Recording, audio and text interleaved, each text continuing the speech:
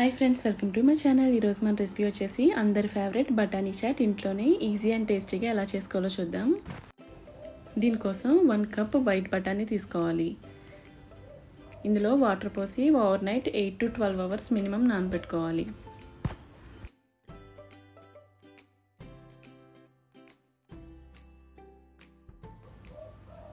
ఇలా నానబెట్టుకున్న వాటిని నీట్గా క్లీన్ చేసుకుని కుక్కర్లో వేసి అవి ములిగే వరకు వాటర్ పోసుకోవాలి. ఇందులో 1/2 టేబుల్ స్పూన్ పసుపు,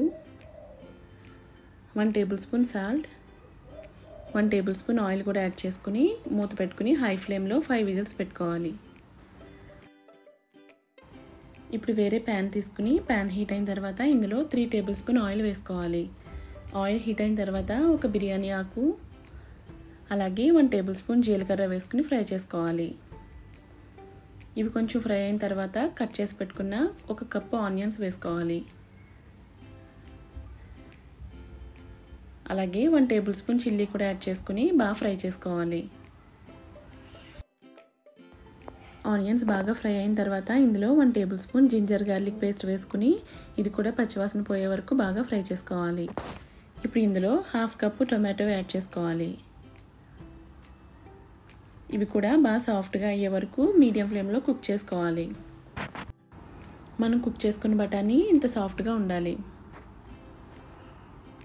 ఇప్పుడు ఈ టమాటా అంతా బాగా మగ్గిపోయిన తర్వాత మనం బాయిల్ చేసుకున్న వైట్ బఠానీ వాటర్తో పాటు ఇందులో వేసుకోవాలి.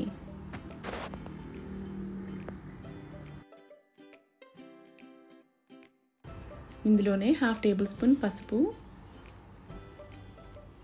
1/2 table spoon red chilli powder, 1/2 table spoon జీలకర్ర పౌడర్, 1 టేబుల్ స్పూన్ ధనియాల పౌడర్,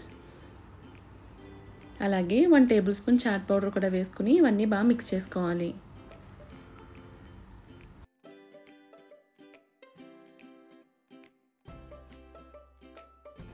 మీకు సాల్ట్ సరిపోకపోతే ఇక్కడ సాల్ట్ అడ్జస్ట్ చేసుకుని ఇదంతా మనం 15 to 20 మినిట్స్ మీడియం ఫ్లేమ్లో మినిమం కుక్ చేసుకోవాలి. ఇలా కుక్ అయిన తర్వాత ఇందులో ఫైనల్గా కొంచెం కొత్తిమీర యాడ్ చేసుకుని సర్వ్ చేసేయచ్చు.